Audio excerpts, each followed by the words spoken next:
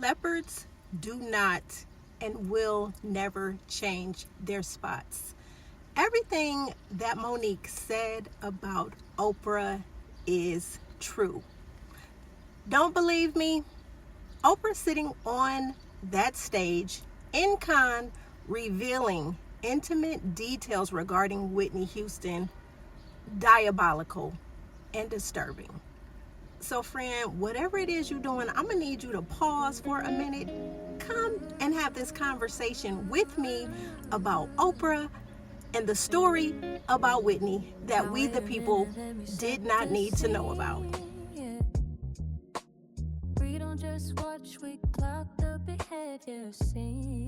This is Side Eye and Sip. New here. I'm your hostess with the mostest, Nicci Noir. I am your favorite professional side-eyer. I am the plug. I am the decoder. And I specialize in unpacking messy shit and reading between blurred lines. And today's blurred line is Oprah Winfrey. And I'm going to say this. As someone with a journalism degree, one journalist that I never had the desire to follow because she has always given me the ick is Oprah Winfrey. A one Miss Oprah Winfrey who I have never trusted, even as a young child, knowing that she wanted to go into journalism. I never looked at Oprah as a journalist that I would want to follow, that I would want to model. Now, in my young and impressionable mind, there were many local journalists that I looked up to. And seeing Oprah on the national stage, there was something about her aura, her essence. To me, it always gave performative, it always gave fake, it always gave phony, it always gave, I have an agenda and I have an ulterior motive. And over the years, if you have sat and you watched Oprah interview Michael Jackson at Neverland, along with the many times that she has invited Whitney Houston to sit down on her couch, there has been nothing delightful about her delivery and how she approached these two iconic individuals that she had access to. Matter of fact, when I look at these interviews as a grown-ass woman, I see how she has PREY'd during these interviews, picking them apart, coming at them in their most vulnerable of times. Well, shall we talk about you? Well, And the tabloids, too. This is how we're going to handle this today. Okay. You tell us whatever it is you want us to know. let's put it like this. We're here to talk about exhale. My life is none of your business.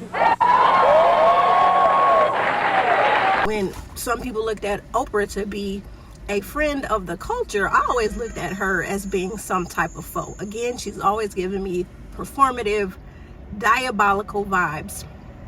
And in my opinion, I just always believed that the truth was not in her. So Oprah got this award in Cannes, understandably so. Hell, she's Oprah. So she's sitting on this stage in front of all these people who are salivating. Now, from what we are led to believe, Oprah was, I guess, speaking about how times have changed and talking about things that happen during this era of social media. When something happens, it is automatically uploaded to Instagram, to Facebook, to Twitter, to Threads. The world sees it instantaneously. So she got in her bag and just decided that she was ready to speak on Whitney's name. Now, mind you, Whitney has been gone since 2012.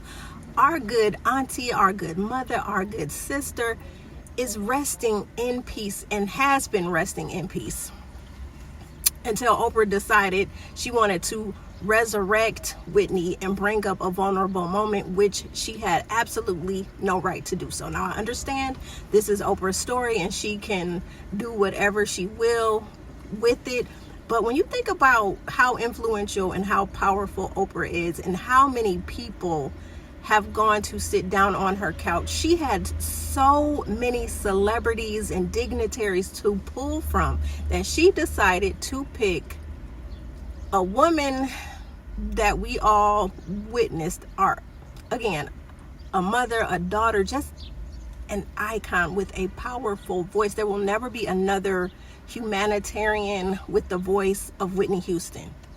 There will never be. So Oprah just decided that she wanted to get up and talk about Whitney and the 2009 interview where Whitney sat down and, had a conversation with her. So Oprah said before they turned on the camera, she asked Whitney how Whitney would want the conversation to go. This is what I'm expecting to get from it. What are you expecting to get from it? Oprah had the audacity to tell us about how Whitney, who we understand was struggling with a drug addiction. She had the audacity to tell we the people how Whitney was high, how she said Whitney was high and fell off the stage, and how she commanded her audience, please don't share this video, because if you share it, this could ruin Whitney inevitably. Okay, at the time, so grateful that her audience understood the assignment and they did not share that information. So I'm saying at that time, when that did happen to Whitney and all the people were there that witnessed it, they witnessed that. That wasn't a story that we the people needed to know. So now, trust from the Oprah show audience that Whitney did, I think it was her last show with us, and she had gone back on drugs, perform in front of the audience. She was not, and she fell off of the stage. And I knew that if that story got out that she'd fallen off of the stage, that she would be destroyed by that. And so even though the audience was there and the audience had cameras, I begged them not to put those pictures out because it would ruin her life, and they did not.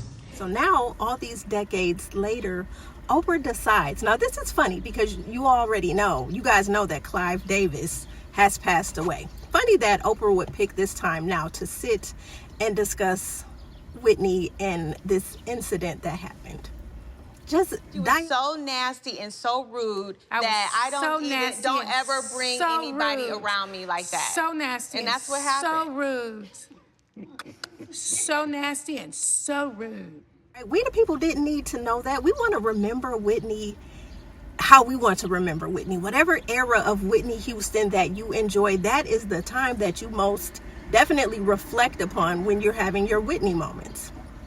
So for Oprah to do that is just showing how devious that she is. Again, a leopard doesn't change her spots. Monique told us about her. So witnessing that, it just gave me pause to say that even as a child, I had discernment and knew that Oprah wasn't about nothing.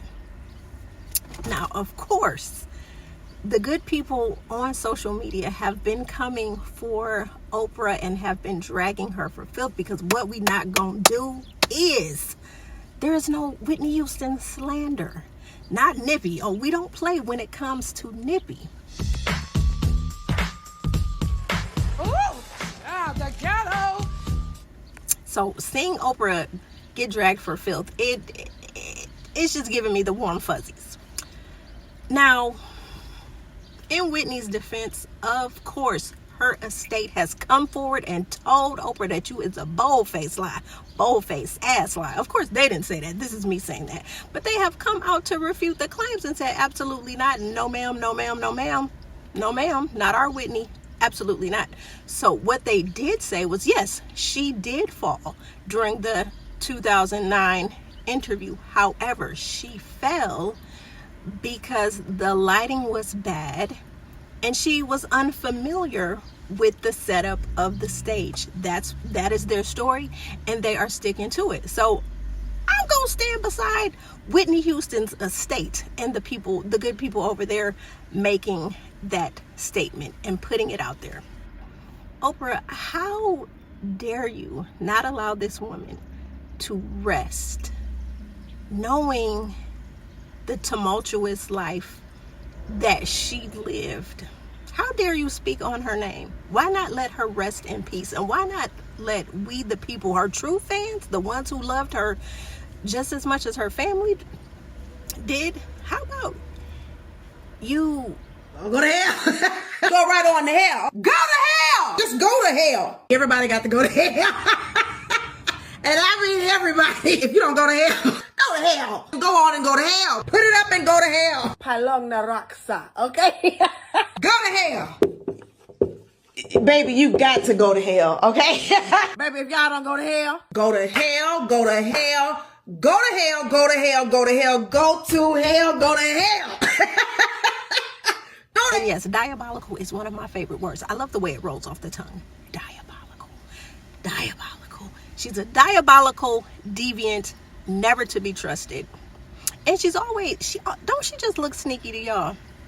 But anyway, my plugged in friends, I digress. I want y'all to get with me in the comments and let me know how you feel about Oprah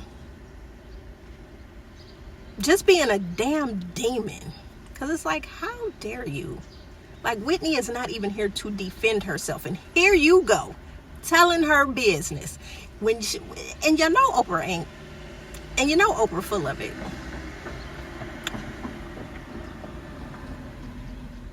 Anytime she had the audacity to make the statement that, you know, we didn't want to put this story out there because we know that it would have ruined Whitney.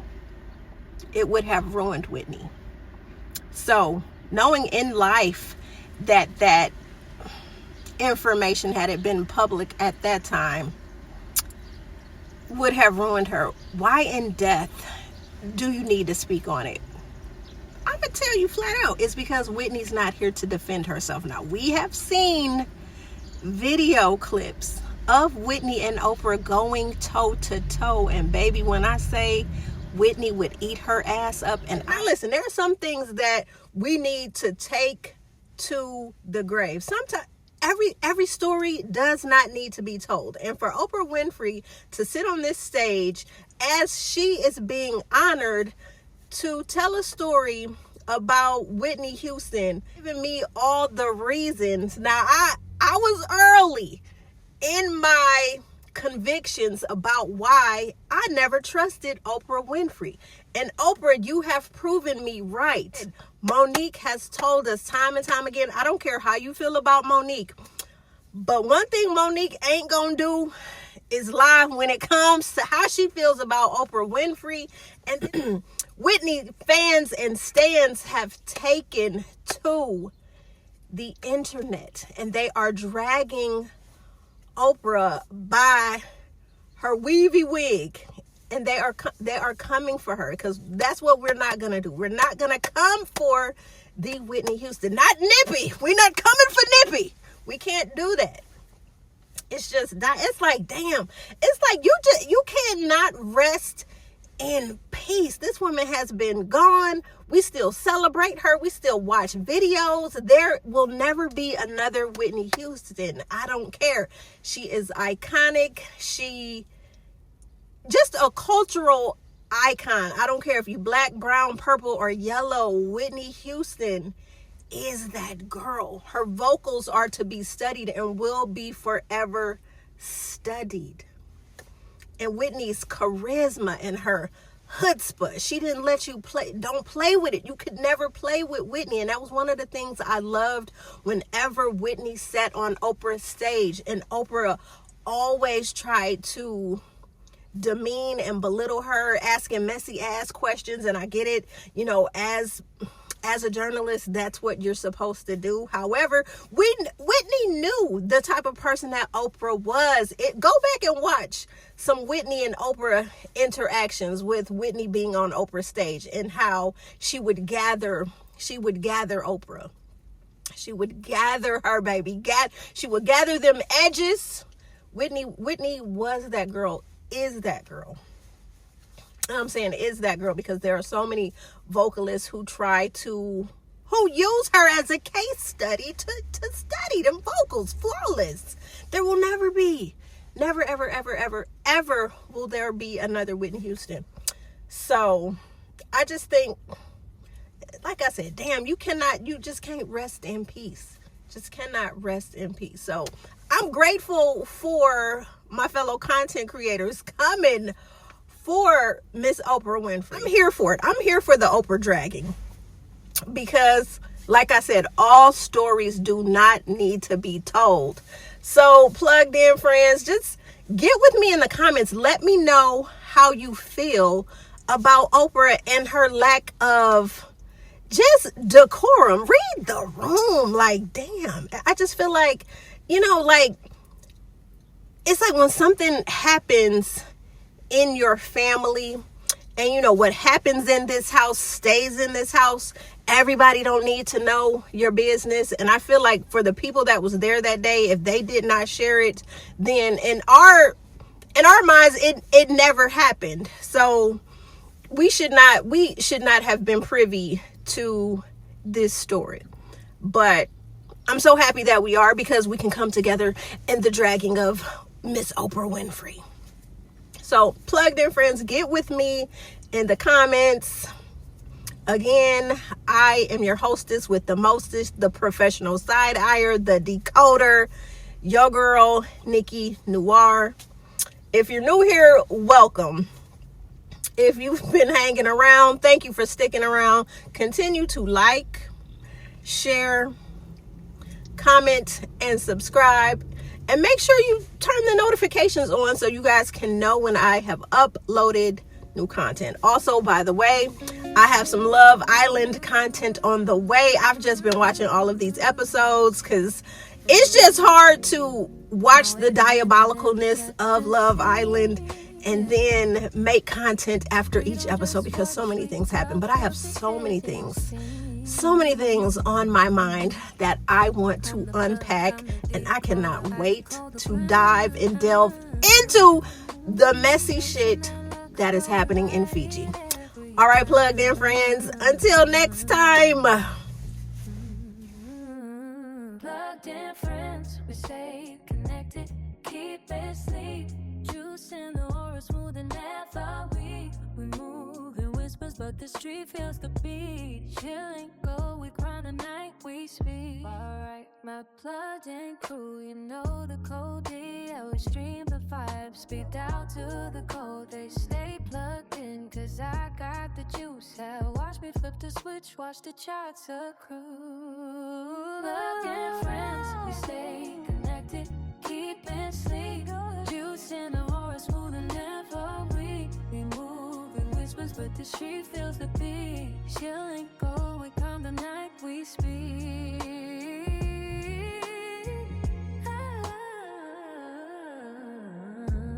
We don't rush, we drip upon this poise. Every line measured, every choice, a choice to call the night, make it look, it's quiet noise. In our realm, the glow is our voice.